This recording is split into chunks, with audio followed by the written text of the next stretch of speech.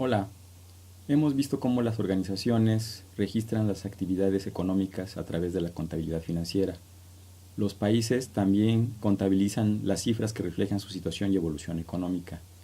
En esta parte vamos a ver una introducción a las cuentas nacionales que también nos permiten tomar decisiones.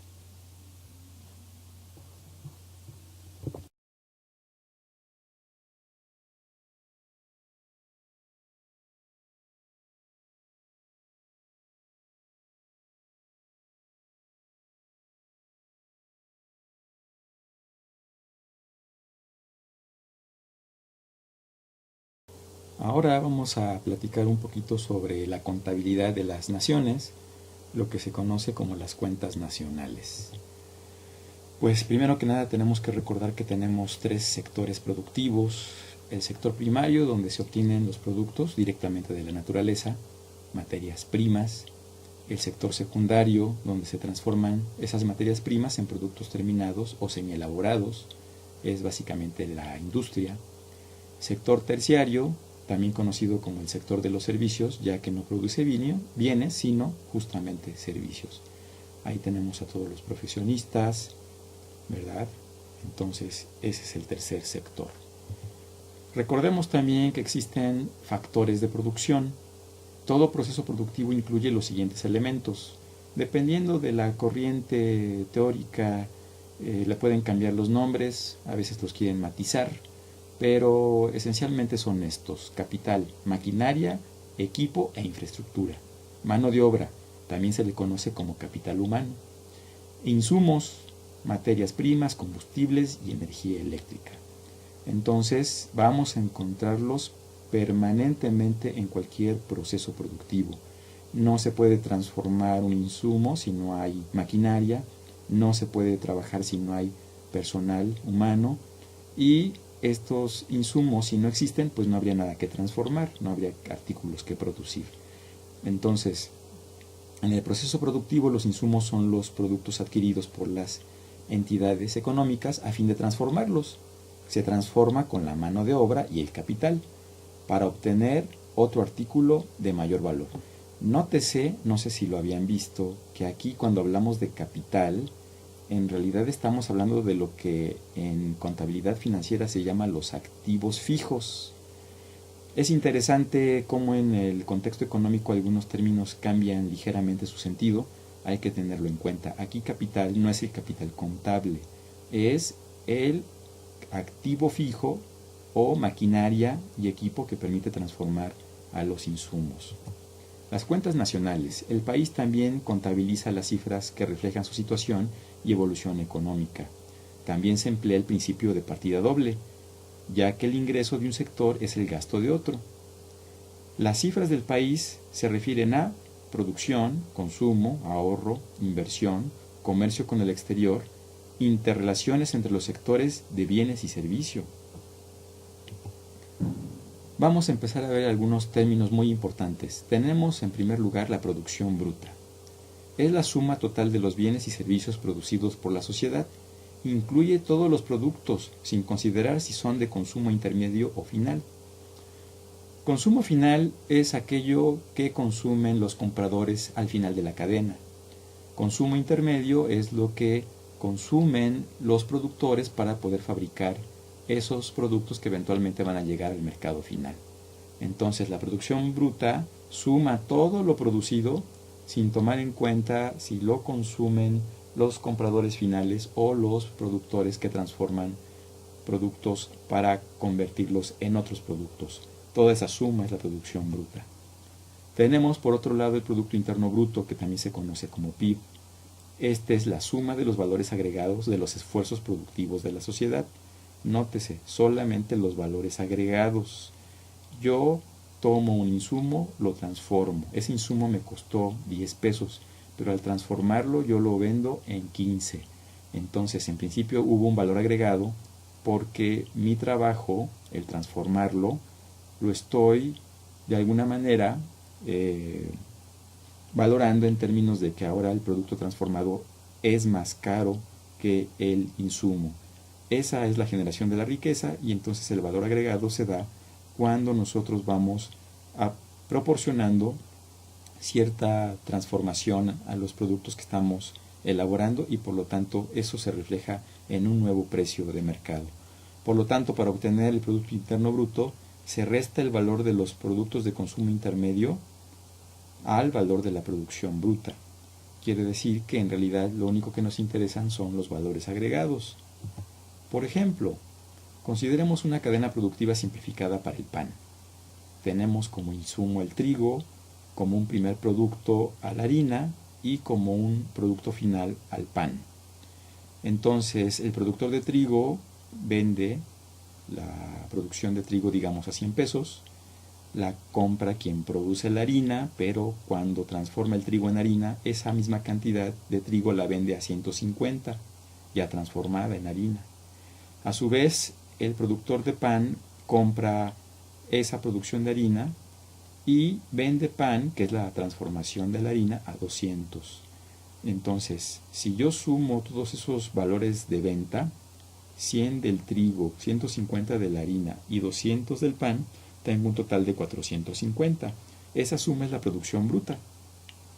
Por otro lado, si nada más me fijo en los valores agregados, noto que el productor de trigo partió de cero, era nada más su esfuerzo, su trabajo, pero él obtiene 100 pesos por su trabajo.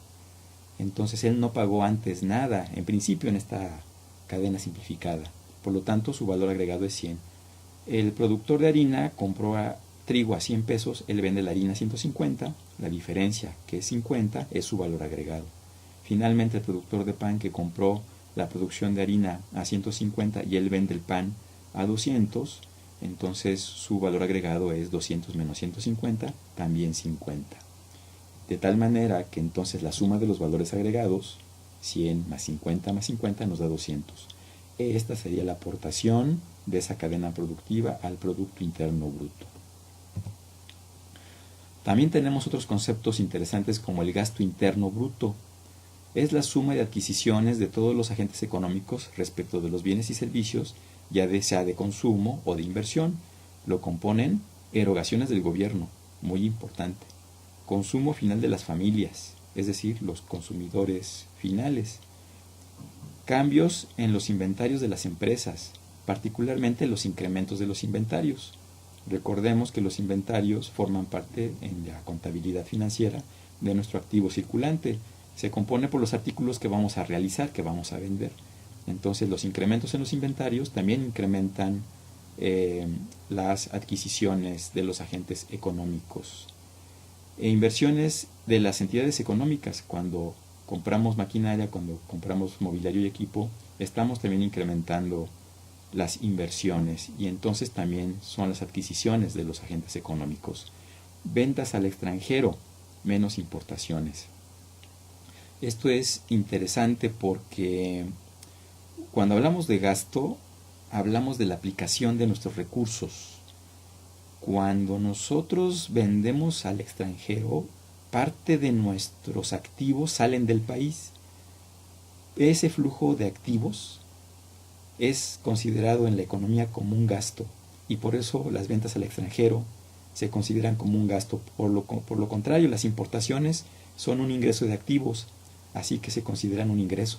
Interesante, ¿no? Ingreso nacional disponible son los flujos que recibe la sociedad por concepto de salarios de obreros y empleados, intereses y regalías, rentas y dividendos, es decir, los flujos de los propietarios, transferencias por donativos y ayudas, impuestos a la producción y el comercio, ese es el ingreso del gobierno. Recordemos que la sociedad se compone esencialmente por la sociedad, digamos, de los individuos, tanto personas físicas, que serían las personas comunes, como personas morales, que serían las empresas, las organizaciones, como el gobierno. Entonces cada uno recibe su ingreso.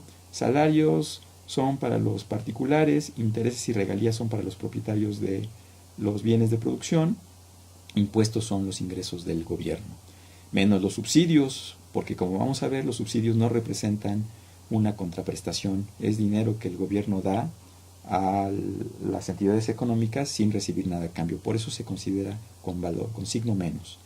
Finalmente, transferencias del resto del mundo, menos transferencias al resto del mundo. La formación bruta de capital es otro concepto muy interesante.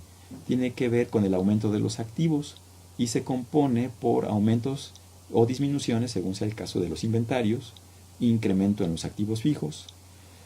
Para los incrementos en los activos fijos debemos de considerar lo siguiente. Recordemos que estamos hablando de las cuentas nacionales. Entonces, si los activos son nacionales, efectivamente tendremos bienes usados y bienes nuevos. Pero atención, un bien usado solo cambia de dueño, pero dentro de la contabilidad nacional ese bien no ha aparecido de nuevo, simplemente se mueve espacialmente. Por lo tanto, solo nos interesan los que están surgiendo y que se están sumando a los activos nacionales. Esto solo ocurre en el caso de los nuevos. Insisto, los usados no se crean, solamente cambian de dueño. Caso contrario con los bienes importados, porque estos realmente estaban en otra ubicación geográfica y se suman a los activos nacionales. Así que en el caso de los importados, no importa si son nuevos o son usados, estos realmente están ingresando para aumentar la cantidad de activos que existen en nuestra nación. Por eso los importados se consideran todos, ya sean nuevos o usados. La depreciación de los activos fijos en el ámbito económico se conoce como consumo de capital. Interesante también, ¿verdad? Dado que aquí a los activos se les llama capital, lo que nosotros en contabilidad financiera le decimos depreciación, es decir, la disminución del valor del activo, aquí por lo pronto se llama consumo de capital. Otro concepto interesante es el excedente de operación o superávit. Lo constituyen pagos a propiedad, son los intereses, utilidades, rentas y regalías, es decir, el dinero que reciben los propietarios por cualquiera de estos conceptos. A estos propietarios también se les conoce como capitalistas.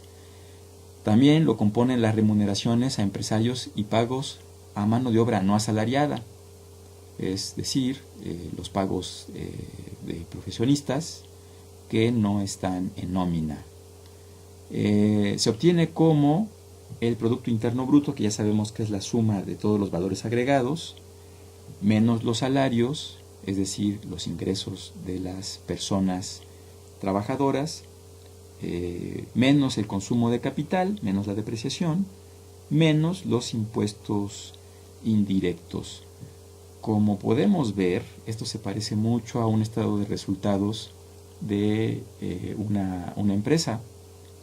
Partimos en el estado de resultados de las ventas, quitamos costos, quitamos gastos, quitamos impuestos y nos queda el resultado de la operación. Aquí es algo muy similar, solo que estamos hablando de los ingresos disponibles después de, una vez teniendo la suma de valores agregados, después de hacer el pago a las personas, de depreciar los activos fijos y de pagar impuestos. Esto es el excedente de operación y prácticamente lo podemos ver como el dinero que van a recibir los propietarios de los medios de producción, nada más que a lo macro.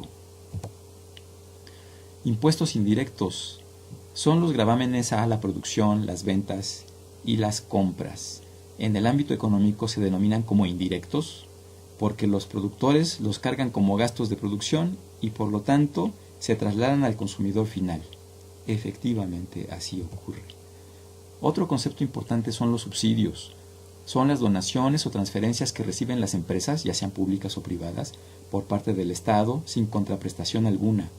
Es decir, el Estado no recibe ningún bien ni servicio y sin embargo otorga esos recursos. En fin, para terminar esta presentación de los conceptos de las cuentas nacionales, vamos a presentar esta tablita que es muy importante, donde se muestran las identidades económicas básicas. Hablábamos de que aquí se aplica el principio de partida doble también, y se decía que lo que producen unos lo consumen otros. Entonces, justamente eso es lo que aquí se está representando. Tenemos, por ejemplo, el caso del Producto Interno Bruto, que ya quedamos que es la acumulación de los valores agregados por parte de toda la sociedad, incluyendo a los particulares, a las entidades económicas y al gobierno. Pero a su vez estos ingresos, ¿verdad?, pueden aplicarse como gasto, ya dijimos, a exportaciones, a la formación bruta de capital, al consumo de gobierno o al consumo privado. Todos estos recursos generados, estos valores agregados sumados, pueden aplicarse a cualquiera de estos conceptos como gasto. Las exportaciones, recordemos, son salida de activos y por lo tanto se consideran como gasto. Por lo pronto, también tenemos el ingreso nacional disponible. Habíamos dicho que una parte de los ingresos del gobierno, son vía impuestos. Así que lo que realmente queda disponible para todos los demás es el Producto Interno Bruto menos los impuestos. A su vez, estos recursos pueden asignarse, pero a los valores agregados del sector productivo le vamos a sumar los subsidios que el Estado otorga.